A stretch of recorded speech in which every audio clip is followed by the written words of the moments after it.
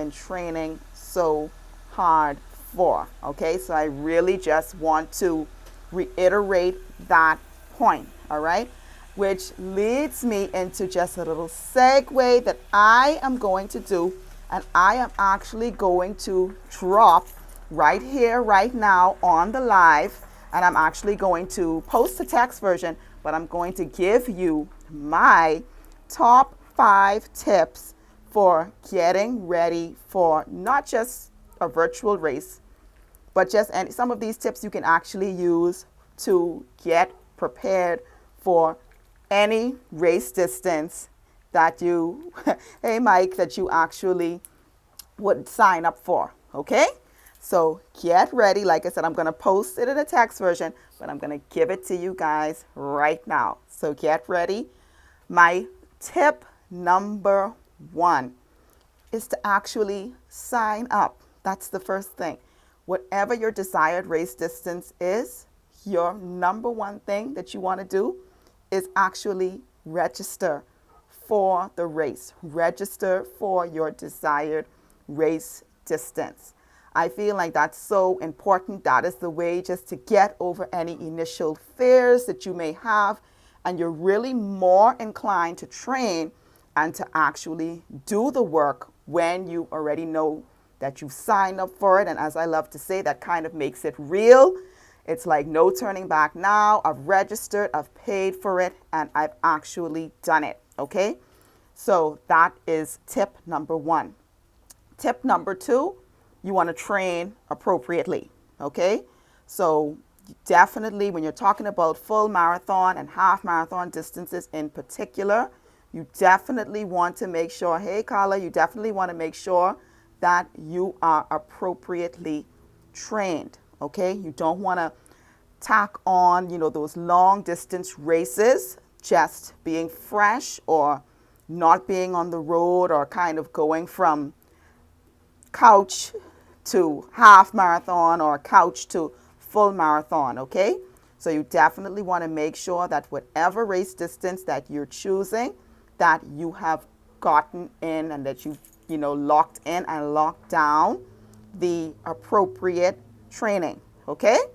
And that is always where Run Naturally race distance training comes into play, okay? So we're still signing up persons for that program, okay?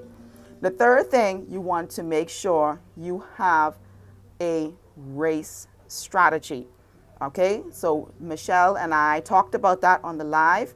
It's very important, particularly when you're talking about virtual running, to have a very specific race strategy, simply because as we would have alluded to on the live, with virtual running, there are certain amenities that you will not have, that you typically have in an in-person race, such as access to nutrition, access to hydration, access to medical and emergency, obviously, personnel, and of course, even in terms of the police and having the roads blocked. So all of these things you want to make sure that you're safe. Runner safety, like I said, is always key and critical. And so these are the things, like I said, that you definitely want to plan for, okay, when you are when you're getting ready to participate in a virtual run event. So, and your training cycle is definitely the time to try out some of those things. So again, if you're not used to running with water, a lot of persons don't like to run with water on their persons or water in their hands, etc., because you know that that is not going to be an option available to you in a virtual race course 9 times out of 10. During your training cycle, which is now, is the days and weeks leading up to the race, is the time for you to practice with some of those things, to practice how to take in your energy gels, to practice how you're going to be running with hydration. And some persons actually plant their water bottles and hydrations along the course, and then they pick it up along the way. I've always said, me personally, I am not really a proponent of that, but I know persons who are, and they feel perfectly comfortable with doing that. And so while we, which, and this point actually is a perfect segue into point number 4. You know, we always have the saying, out with the old and in with the new. But when you are getting ready for a race, it's the exact opposite. You are going to be out with the new and stick with the old. And what I mean by that is race morning is not the time to be breaking in new tennis shoes, okay? Your feet will definitely pay for that.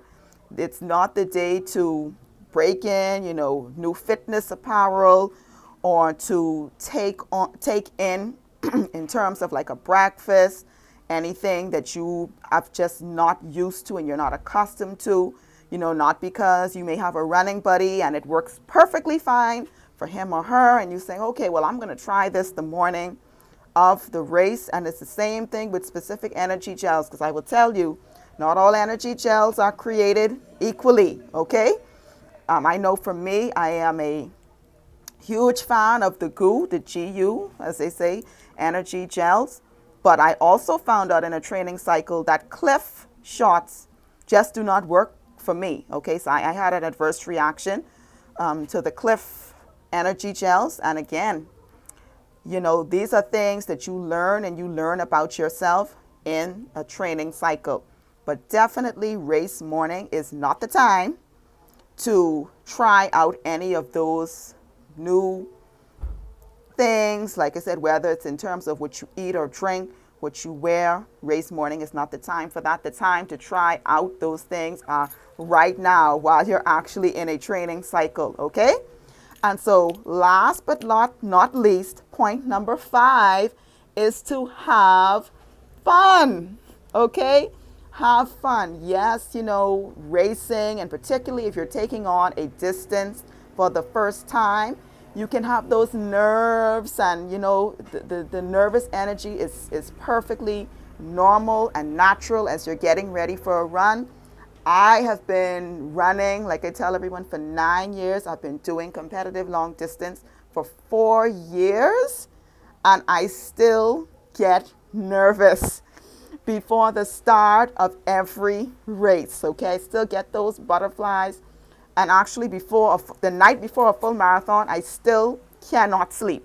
I still cannot get in a full 7-8 hours of sleep before a full marathon, okay? So the nerves are real, but again, don't let it overpower your experience and really cost you the whole joy, really, of the race experience. Because particularly if you're doing it for the first time, it is such an amazing accomplishment. And so try not to let the pressures and the nerves of the day get to you, okay? And really, you know, that's really the most important thing. Have fun from start to finish, okay? And so, like I said, I'm going to put these 5 tips, like I said, in text form. But while I'm on the live, I really just wanted to share that with my followers, okay? And really just to let you guys know that, you know, running on the whole, you guys know how I feel about running. It's a true love affair that I have with the sport.